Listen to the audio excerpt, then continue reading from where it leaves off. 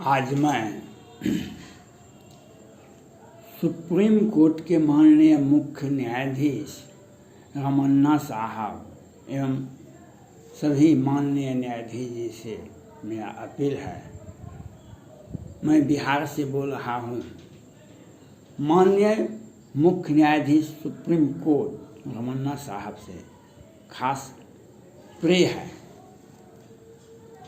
जो Patna high court में 30 याचिकाएं दायर की गई थी चुनाव में, मतगणना में हेरा फेरी का।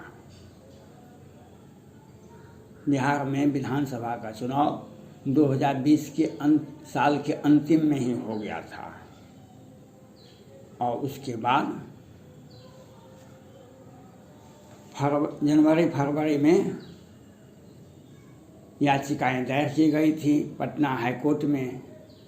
लेकिन उसके बाद पश्चिम बंगाल का चुनाव हुआ, फिर वहाँ सीट खाली हुआ, उपचुनाव हो रहे हैं पश्चिम बंगाल में। देश के अनेक राज्यों में उपचुनाव हो रहे हैं। बिहार में भी 2-2 विधानसभा का उपचुनाव हो रहे हैं।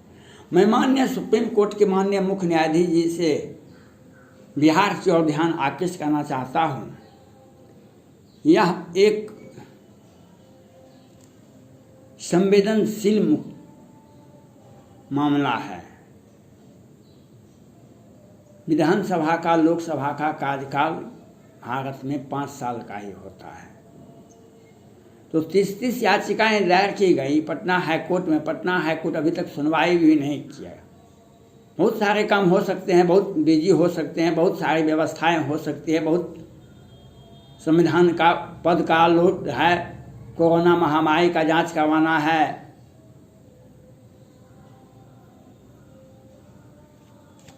लेकिन आप प्रजातंत्र को तो खतरे में नहीं डाल सकते हैं।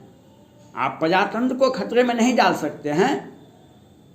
प्रजातंत्र को मजबूत करने के लिए ही सुप्रीम कोर्ट है, न्यायालय है, संविधान का पीठ है, संविधान का अंग है सुप्रीम कोर्ट और न्यायालय। प्रजातंत्र को आप खतरे में नहीं डाल सकते हैं। जब पश्चिम बंगाल उपचुनाव हो रहे हैं, बिहार में उपचुनाव हो रहे हैं, ये 30 याचिकाएं दायर की गई है, इस पर सुनवाई पटना हाई कोर्ट नहीं कर रहा है। आप इसे आदेशित कर सकते हैं। आप इन्हें आदेशित करें, आप तत्काल सुनवाई करें या सीधे निर्वाचन आयोग को भेज दें 30 विधानसभा पर तत्काल चुनाव करावें। मतलब ऐसा बिहार में ऐसा बार बार देखा गया है। पिछले विधानसभा में भी, उसके पिछले विधानसभा में, शिवहर में और अनेक कुछ जगहों पर मतगणना में हेराफेरी गई। हाई कोर्ट गया, हाई कोर्ट में 4 साल तक, 5 साल तक लगा रहा मामला। बिहार सरकार इसको लटकाना चाहती है बार बार। और ये इस बात को 30 मामले दायर हैं। ये गंभीर मामला है। ये बहुमत को प्रभावित करता है, ये संविधान को प्रभावित करता है, ये सरकार को प्रभावित करता है, ये प्रजातंत्र को प्रभावित करता है। इसलिए मैं माननीय सुप्रीम कोर्ट के माननीय मुख्य न्यायाधीश जी से मेरा अपील है, जो पटना हाई कोर्ट को आदेशित किया जाए, जो आप तत्काल सुनवाई करें 30 दिन, जब तक उपचुनाव हो रहे हैं। उस उपचुनाव के बीच में आप जो भी काम करना है, जो भी निर्णय लेना है, उसमें हमको कोई भी हस्तक्षेप, कोई भी आशा, कोई भी मांग, कोई भी डिमांड नहीं रखना है।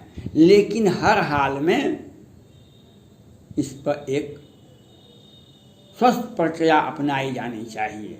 जो चुनाव हो, उपचुनाव हो रहे हैं बिहार में भी, उसी में उपचुनाव हो या तत्काल सुनवाई करें।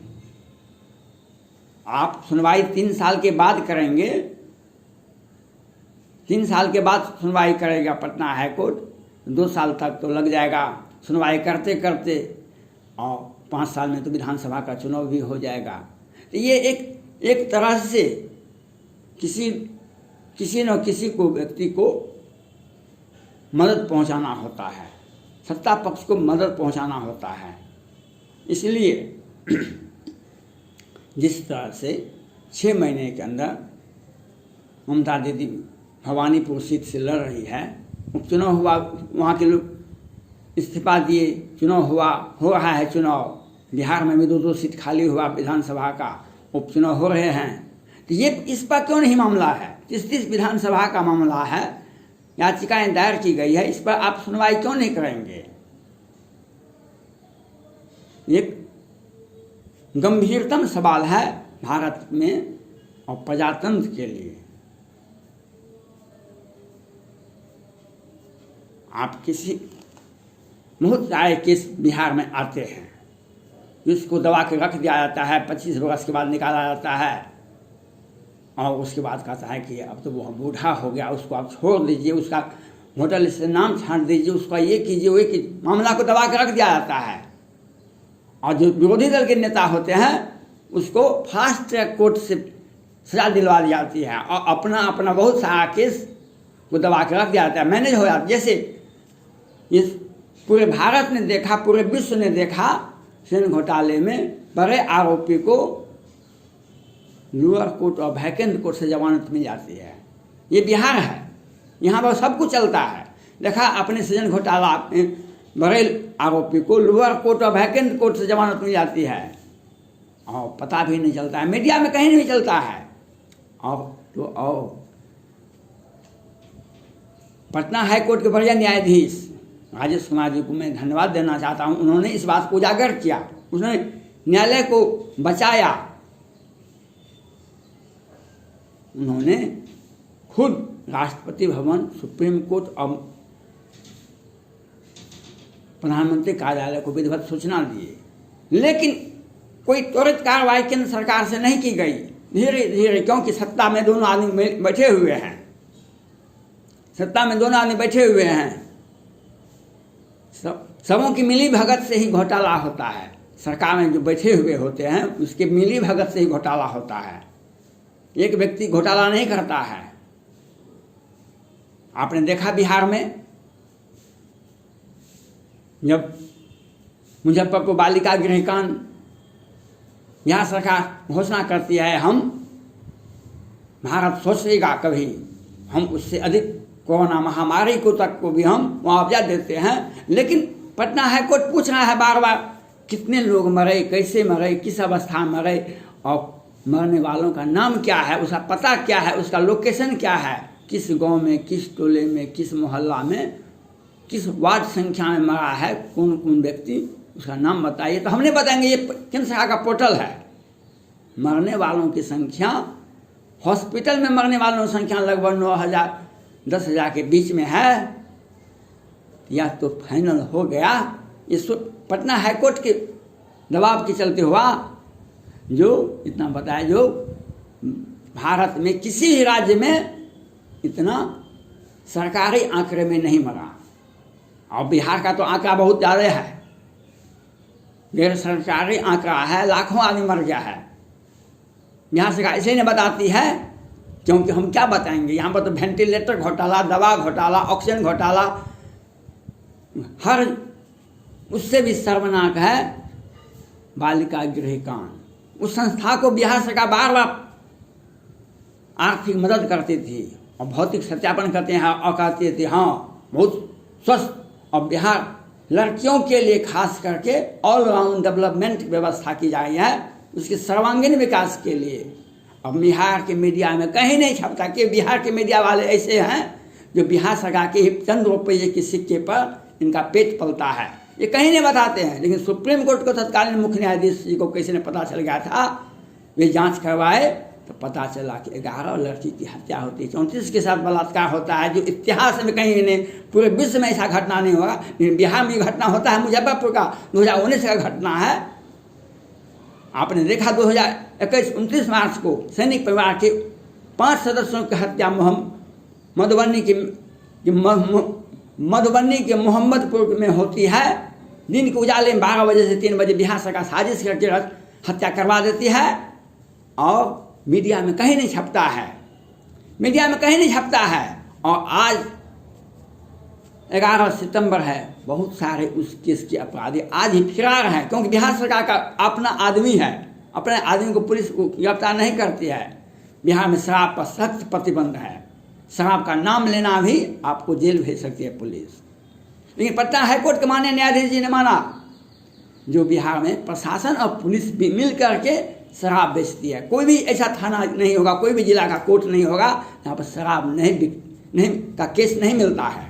ऐसा कोई भी कोर्ट नहीं होगा, ऐसा कोई भी पुलिस नहीं स्टेशन नहीं होगा, कोई भी जिला का क्या कोर्ट नहीं होगा जहाँ पर शराब का केस नहीं चलता है। लेकिन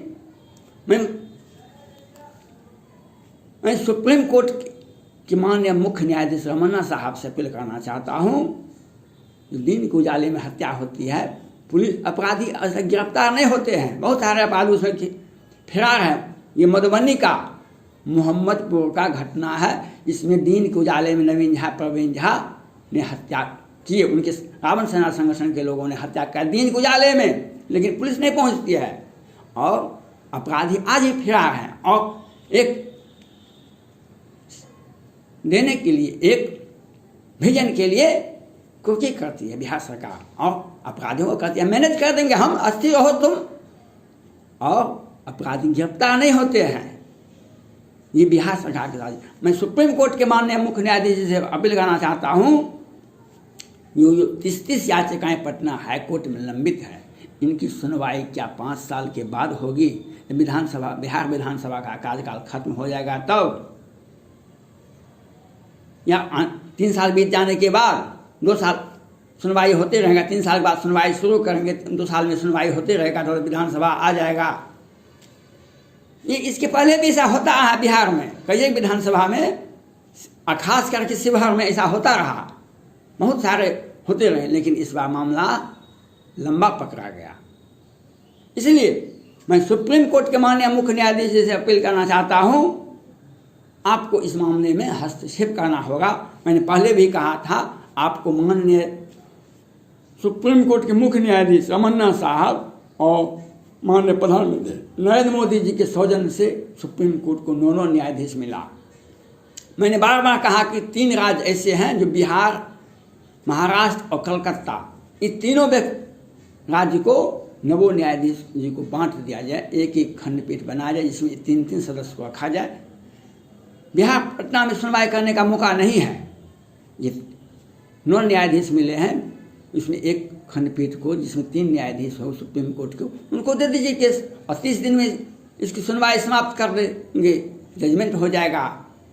प्रजातंत्र को सुरक्षित रखना सुप्रीम कोर्ट का पहला कर्तव्य है, पहला अधिकार है। अगर प्रजातंत्र सुरक्षित है तब ही आप और हम और दुनिया में भारत का बोलबाला है। प्रजातंत्र सुरक्षित है तब आप अपने पद पर बने हुए हैं। प्रजातंत्र सुरक्षित है, प्रजातंत्र को कमजोर करने के लिए चुनाव में धांधली की जाती है, जनता की आवाज़ को दबाया जाता है। जो चुनाव में मतगणना हेरा फेरी जो हुआ है, तीसरी याचिकाएं महत्व रखता है। मैं सुप्रीम कोर्ट के माननीय मुख्य न्यायाधीश से अपील करना चाहता हूँ, आप इस पर जब उपचुनाव साथ साथ उस पर भी उपचुनाव हो जाए, नहीं तो सुप्रीम कोर्ट के 3 न्यायाधीश, 9 न्यायाधीश मिल गए हैं सुप्रीम कोर्ट को, आप त्वरित कार्रवाई कर बिहार को दे दीजिए। 3 माने एक खंडपीठ पटना हाईकोर्ट में बिहार के सारे अपराध हो, हत्या का मामला हो, घोटाला का मामला हो और पुनर्मतगणना का मामला हो, सारी याचिकाएं देख लेगी। इसके लिए हम सुप्रीम कोर्ट से अपील करते हैं। धन्यवाद।